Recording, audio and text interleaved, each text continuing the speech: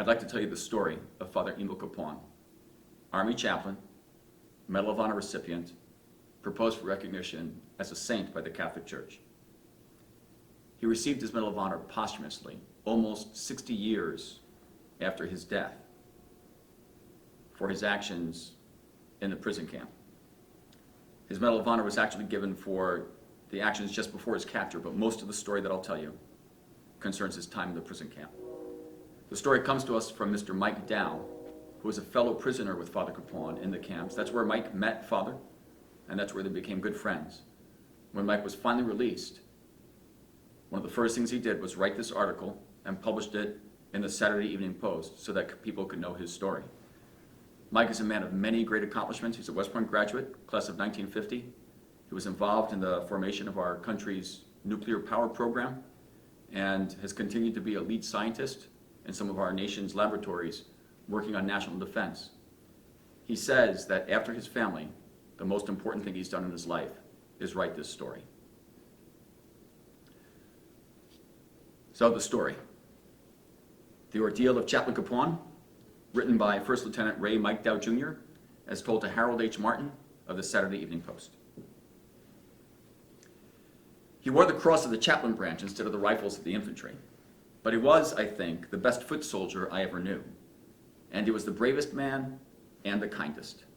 His name was Emil Joseph Kapaun, and he was a priest of the Roman Catholic Church, but the men that he served in the prison camps didn't care whether he was Catholic or Baptist, Lutheran or Presbyterian. To all of them, Catholic, Protestant, and Jew alike, and to men who professed no formal faith at all, he was always simply Father.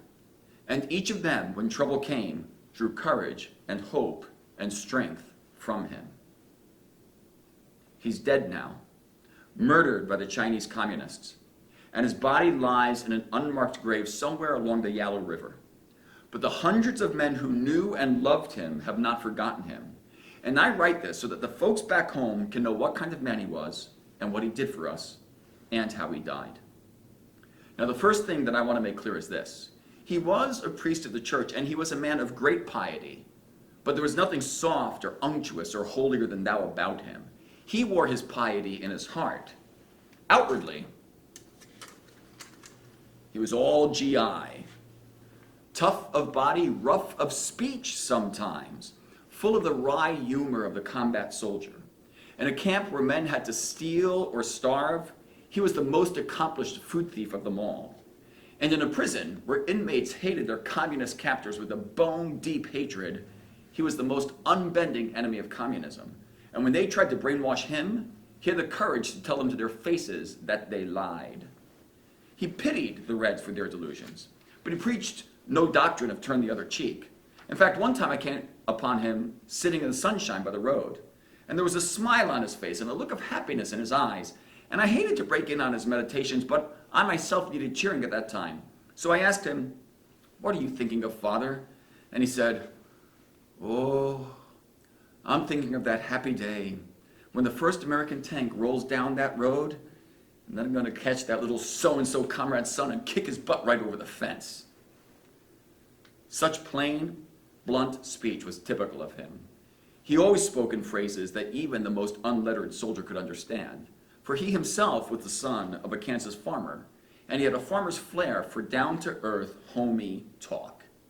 In his religious services, which he doggedly held despite the threats of the Chinese, his brief sermons were deep, but every point he made struck home. Even the great mysteries of the Catholic faith, which no one can fully comprehend, became clearer to us whenever he spoke of them, because he always spoke in parallels, relating the sufferings that Christ endured to those that we were forced to bear. And as he spoke, the agony in the garden, the road to Calvary, the crucifixion, became very real to us, who ourselves lived daily under the threat of death, and who bore our own crosses and blows, and of cold and illness and starvation. But Christ endured, he would tell us, and so we too must endure, for the day of our resurrection from this prison camp will surely come, as surely as the stone was rolled away from the sepulchre. And because of these sermons, which gave us hope and courage, and because of the food and medicine that he stole for us, and because of the care he gave us when we were sick, Many of us came back who never would have survived our long ordeal without him. He'd become a legend among the troops long before the Chinese captured him. When his outfit, the 8th Cavalry Regiment of the 1st Cav Division, was fighting along the Nakhtang River, his jeep was blown up by enemy fire and his driver was wounded. So he commandeered a ramshackle bicycle, and with his helmet jammed down over his ears and pockets stuffed with apples and peaches that he had scrounged from Korean orchards, he'd ride this bone-shaking bicycle over the rocky roads and paths through the paddy fields until he came to forward outposts. And there he'd drop into a shallow hole beside a nervous rifleman, crack a joke or two, hand him a peach, say a prayer for the man, and then he'd be moving on to the next hole. He always stayed close to the fighting. Even before the blood had dried on the dusty slopes after the Cav had taken a hill, he'd set up his altar on a stretcher crossed against 2 ammunition boxes. And there on the battlefield, with mortar fire coming in and the enemy massing in sight for a counterattack, he'd hear confessions and celebrate Mass and administer communion to men who, in another hour, would be in battle.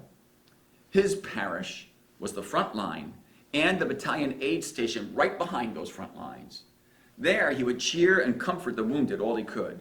He'd joke and kid with the lightly wounded, and over dying men, whatever their faith, he'd say the last prayers of the church. He seemed to have no fear that he himself might be killed. At Kumchan, early in the war, when word came back that there was a wounded man on the left flank of the 1st Battalion in a position so exposed that the littermen could not reach him, Father and another officer from the nearby battalion went out to get the man, and they brought him back, crawling and ducking from rock to rock through fire so thick that his pipe was shot out of his mouth. And for that particular action, he received a Bronze Star with V device. It was this devotion to the wounded which finally cost him both his freedom and his life. It was at Unsan on the 2nd of November in 1950. For the past 36 hours, the 8th Cavalry had been fighting the perimeter defense, and they beat off a fanatical attack. Early in the morning, the breakthrough came, and all day, hand-to-hand fighting swirled around the command post and in the aid station where the wounded lay. Finally, at dusk, the order came for every man who could still walk to try to break out through the surrounding enemy. Father was unwounded, and he might have escaped with them, but he refused to go. Of his own free will, he stayed on, helping Captain Clarence L. Anderson, the regimental surgeon, take care of the wounded. And there, just at dark, the Chinese took him as he said the last prayers over a dying man. I'll never forget the night that I met him.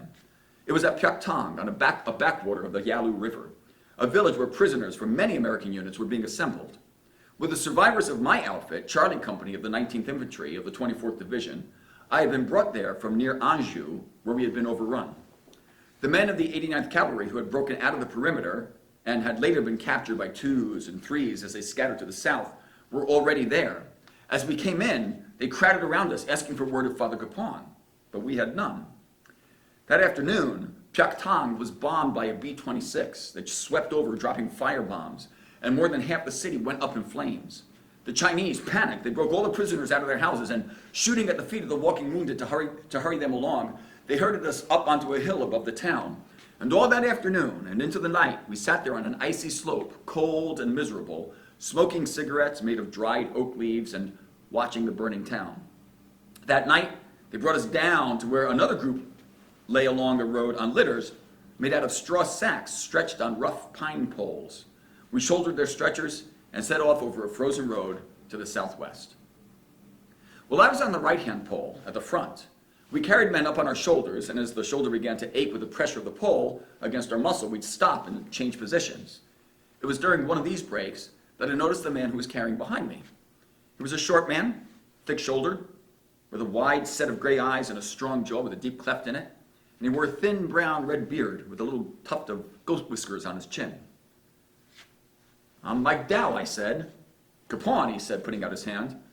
"Father," I said, feeling as if I met an old friend, "I've heard about you." He smiled and lowered his voice and said, "Well, don't pass it along, because my bishop doesn't know I'm here, and if he finds out, he'll be angry." It was a feeble joke, but considering our circumstances at the time, it cheered all of us. Hour after hour, we stumbled on. Now, it was hard enough to walk by yourself in the dark on that slippery footing, but carrying a litter was agony. Our Chinese captors immediately tried to separate us and isolate us. They told us, "You are no longer soldiers. You are now prisoners. You do not need to listen to your officers or your sergeants. You listen only to us. Leave these men here and you just march north." Some of the soldiers, either out of fear or exhaustion, actually listened and kept on going. But any time one of our soldiers was left behind, they were either left there to freeze to death or, much more commonly, our guard would drop to the back of the formation, we would get out of sight, there would be gunshots, and it would catch up. Some of our officers and sergeants tried to command people to pick people up, but that never worked. Father never ordered a man to carry. After arrest, he'd just call, "Let's pick them up, boys." And all down the line, the guys would bend and lift and follow his example. Because in the march north, which was about 60 to 80 miles long, I never once saw Father take a break from carrying somebody. Far in the night, we came to a village of huts scattered along the narrow valley. The Chinese went ahead of us, driving the people out of their own homes, and we dropped all the wounded off at one house, and the rest of us were moved on to other houses farther up the valley. Father and Doc Anderson refused to leave the wounded, but the Chinese threatened them and made them move on with the rest of us. The next morning, they came and pulled all the officers out and put us together in a compound in the north end of the valley. Father squawked about being separated from his enlisted men, but the Chinese poked him with gun butts and made him move along. In the first week of our stay there, the Chinese allowed us a food ration of about 500 grams of millet per day. Millet is bird seeds, cracked corn.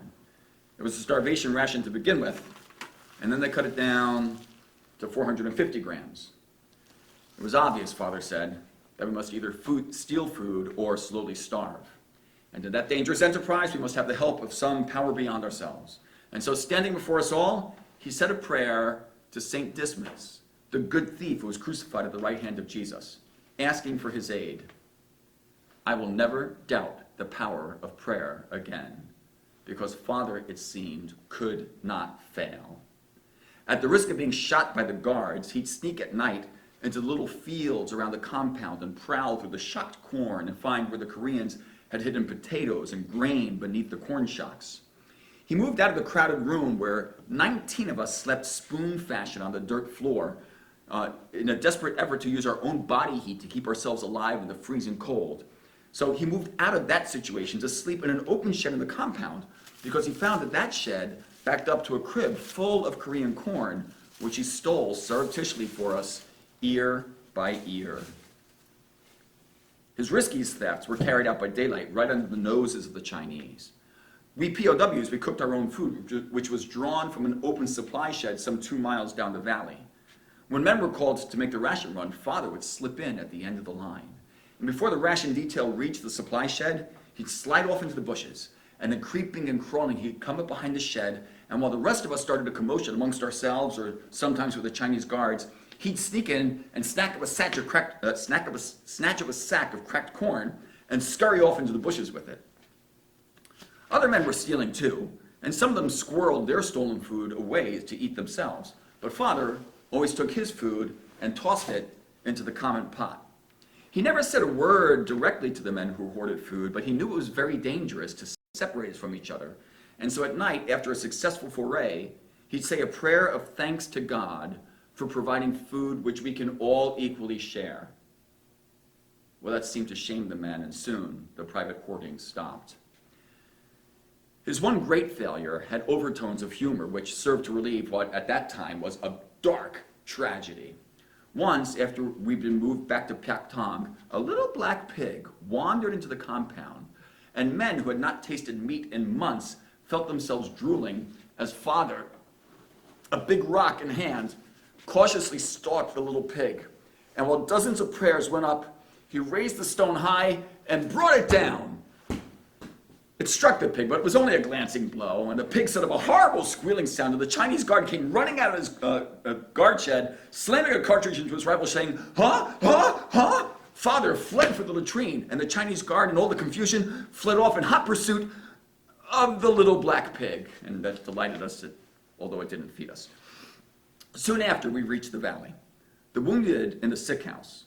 The Chinese called it a hospital. Our wounded began to die by the dozens, poisoned by their untended wounds. Finally, the Chinese allowed Doc Anderson to go to their aid, although at that point he had nothing left but the skill of his hands. Still, encouraged by this concession, Father asked permission to go with the doctor, but his permission was refused. What these men need is medicine, not prayer, the Chinese communist told him. Well, since they aren't getting any medicine, a little prayer isn't going to hurt them. No, the Chinese said, you will not be permitted to spread your poisonous Christian propaganda here. And so then began Father's most hazardous exploits. On days when there was a ration run, he'd stop and steal food at the warehouse. And then with his pockets full of cracked corn or millet, dodging the Chinese roving patrols that watched the trail that would have shot him if they caught him outside of the barracks, he'd move on to the house where the wounded were. On days when there was no ration run, he'd simply sneak there down the creek through the valley, ducking under the bushes to keep out of the sight of the guards. He scrounged cotton undershirts, and he would cut them up to make bandages. And he took men's old bandages foul with corruption, and he would sneak them out and wash them and sneak them back again. He picked the lice from bodies, an inestimable service for a man so weak that he cannot pick his own lice would soon be bled to death by the insects. He let them smoke his pipe, loaded with dry cotton leaves, and he joked with them, and he said prayers for them, and he held them in his arms like children as delirium came upon them. But the main thing he did for them was to put into their hearts a will to live. Because when you are wounded and sick and starving, it's easy to give up and quietly die. Somehow, as it says in the New Testament, power went forth from him and healed them. In Father Kapaun's valley, which is what his valley came to be known as, the conditions were very much the same as in the camp known as Death Valley.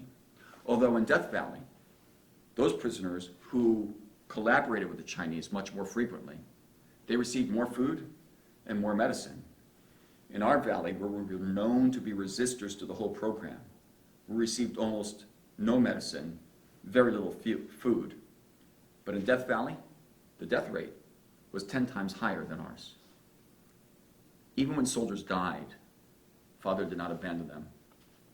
We POWs buried our own dead, carrying the bodies up the adjacent mountains and later, in Pyeongtaek, across the frozen Yalu River to a little island where we dug the graves in the stony, frozen ground.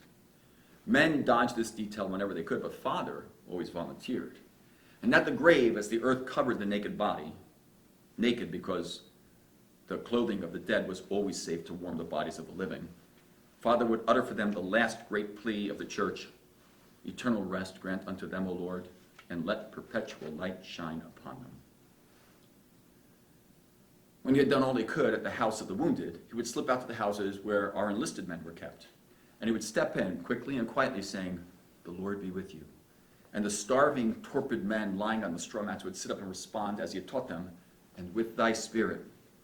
And then he would say a quick general service, beginning with a prayer for the men who had died in Korea, both in battle and in prison.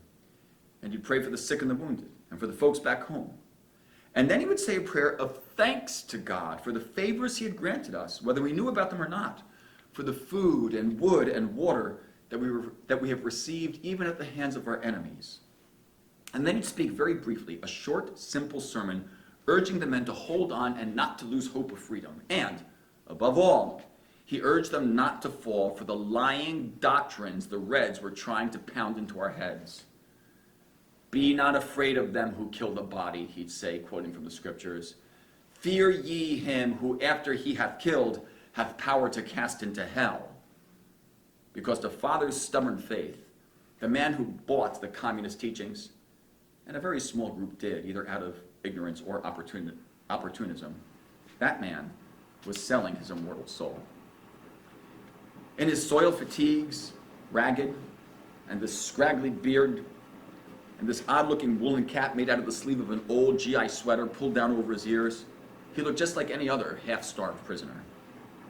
But there was something in his voice and bearing that was different. Dignity, composure, a serenity that radiated from him like light. Wherever he stood was holy ground. And the spirit within him, a spirit of reverence and abiding faith, went out to the silent, listening men. and gave them hope and courage and a sense of peace. By his very presence, he could turn a stinking, louse-ridden mud hut into a cathedral. Father did 1,000 things to keep us going. He gathered and washed the foul undergarments of the dead and distributed them to men so weak from dysentery that they couldn't even move. And he washed and tended these men as if they were little babies. He traded his watch, a gift from his mother on the day that he was ordained a priest. He traded it to the camp commander for a blanket. Father explained to the camp commander that it was a good watch and how important the watch was to him as a gift from his mom. And the camp commander took the opportunity to mock Father Kapaun. Oh, how much you must love your mother to part so easily with such a precious gift just to keep yourself warm. Here, take the blanket. Much good may it do you. The camp commander took the watch, and Father took the blanket, and he cut the blanket up to make dozens of pairs of socks for men whose feet were freezing. One day in a freezing wind, with nothing more than a sharp stick in his bare hands as tools, he cut steps into the steep, ice-covered path that led down to the stream so that men carrying water would not fall. Because Doc Anderson had explained to him that in the men's weakened condition, even a bruise could become a deadly condition. The most dreaded housekeeping chore of all was cleaning the latrines, especially with a whole company worth of men with dysentery. And men argued bitterly over whose turn it was to carry out that loathsome task. And as they argued, he'd slip out quietly in the back door and just do the job himself. In mid-January, in sub-zero cold, they marched us 8 miles back to Pyeongtaek into houses still shattered by the bombing and the fire. 9 of our sick and wounded died that day, and many of the rest of us, sick, half-starved and despairing, were on the point of giving up. But Father organized work. He led scrounging parties out to prowl through the ruins to find nails and tin and pieces of broken boards to patch the houses we were in so that they would be somewhat livable. In the yard of the officers' compound, he built a little fireplace with bricks that he had stolen, and on it with wood that he had stolen. In fact, one time they caught him stealing the wood from the prison fence, and for that crime, they made him stand outside on frozen water, practically naked, hoping that the cold would kill him. With that wood, he would build a fire, and he would heat water in a tin pan that he had stolen, and he'd pound it into shape with a rock, and he didn't have to steal the rock. And every morning he'd come in with this pan full of hot water, calling cheerfully, "Coffee, everybody," and pour a little bit into each man's bowl. And though there was no coffee in it, somehow this sip of hot water in the morning gave each man heart to rise and to pick off his lice and choke down his bowl of soupy millet and face, if not with cheerfulness, then at least without despair, another day of captivity and abuse. He was always telling us we'd soon be free and was always dreaming up fancy menus, 10-course meals we'd eat when we got home. At night, we'd hear the roar and see the flash of great explosions to the south. That was our bombers working over the roads and bridges of the Red Communist supply routes to the front. But we thought it was our artillery. "The guns sound closer tonight, boys," Father would say. "They're coming. They'll be here soon. See how the moon is full tonight? But the next time it's full, we'll be free." Well, as months passed, robbed of all strength by pellagra and beriberi and other diseases, men grew weaker. Our unbroken diet of millet and corn became nauseating. We could barely choke it down. By mid-March, we were in such desperate condition that we were boiling green weeds in our hunt for any vitamins in our diet at all. And the hideous swelling of the body that is the first mark of approaching death by starvation was showing up on more and more of us. The night before St. Patrick's Day, Father called us together and prayed to St. Patrick, asking him to help us in our misery. And the next day, the Chinese brought us a case of liver, the first meat that we had had, and issued us golion instead of millet. Well, the liver was spoiled, and golion is sorghum seed used as cattle feed in the States, but to us at that time, they were like manna from heaven. Later, Father prayed for tobacco, and that night a guard walked by and tossed a little bag of dry, straw-like Korean tobacco into our room. Well, as our bodies weakened, the Reds stepped up the pace of the propaganda assault upon our minds. Hour after hour, we had to sit in lectures while Comrade Sun, a fanatic little Chinese who hated Americans with a insane hatred assailed our rotten capitalistic Wall Street civilization. And then we'd have to comment upon the great truths revealed to us by Comrade Sun. Well, a few bold men in reckless despair commented in unprintable words exactly what they thought of the great truths revealed to us.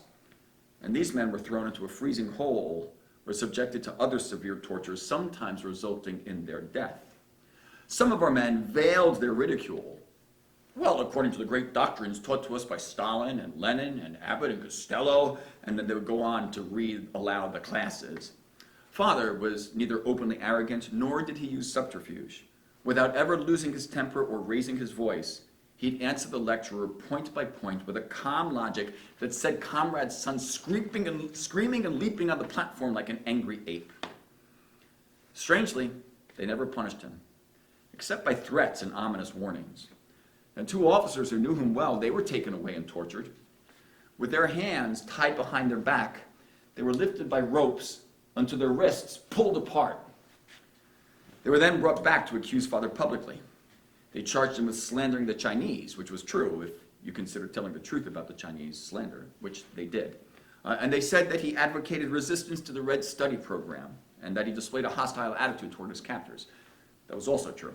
They said that he threatened men with court-martial on their return if they went along with the Chinese, which was not true. Father never threatened anybody. In fact, when the two men came back after their ordeal, quite unsure of their welcome by the rest of us, Father made sure that he was the first one to greet them. And looking at their twisted, rope-burned hands, he told them, "You never should have suffered 1 minute trying to protect me." Well, we expected that the public accusation would bring on a farce in which Father would be convicted and taken out and never returned. But instead, they merely called him in and bullied him and threatened him. And we realized then something that we had half known all along. They were afraid of him. They recognized in him something they could not break, a spirit they could not quell. And along with that, they feared a mass rebellion because they knew that if Father was maltreated, the whole camp of 4,000 would mutiny. And so, on Easter Sunday, 1951, he hurled at them his boldest challenge, openly flouting their law against religious services. In the yard of a burnt-out church in the officer's compound, just at sunrise, he read the Easter service. He could not celebrate the Easter Mass, for all his Mass equipment had been lost at the time of his capture.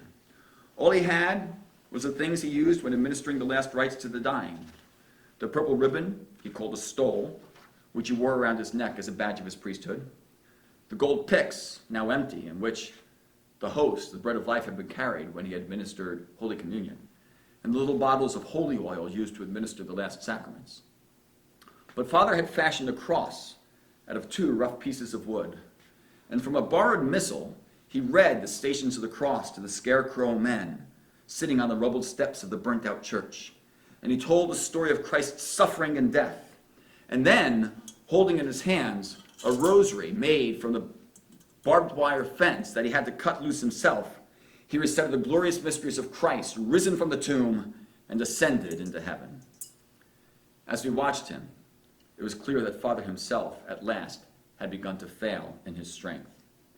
On the starvation diet that we were allowed, a man could not miss a single day's meals without growing too weak to walk.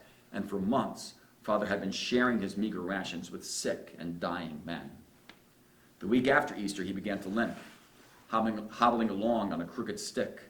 And the next day, as he read the service for the first Sunday after Easter, as he reached the line in the epistle that said, "And this is the victory that overcomes the world, our faith," his voice faltered, and we caught him as he fell. Beneath his tattered uniform, his right leg was dreadfully swollen and discolored.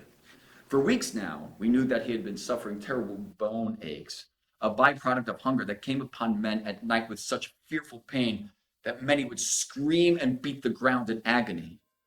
Father, when awake, had never even whimpered, though tears of pain often filled his eyes. When he slept, though, his iron will broke, and, like the rest of us, he would moan pitifully. Finally, the bad pain went away, but the leg continued to swell until it was one great mass of purple, blue, and yellow flesh. The communist doctor, a brainwasher posing as a medical man, pronounced the usual diagnosis by which they sought to convince us, or at least to convince themselves, that we truly were an evil, immoral, and decaying race. Father, he said blandly, has syphilis. Well, Doc Anderson, our doc, and his medical companion, Captain Sidney Eisenstein, they knew it for what it was, a blood clot blocking circulation to the leg.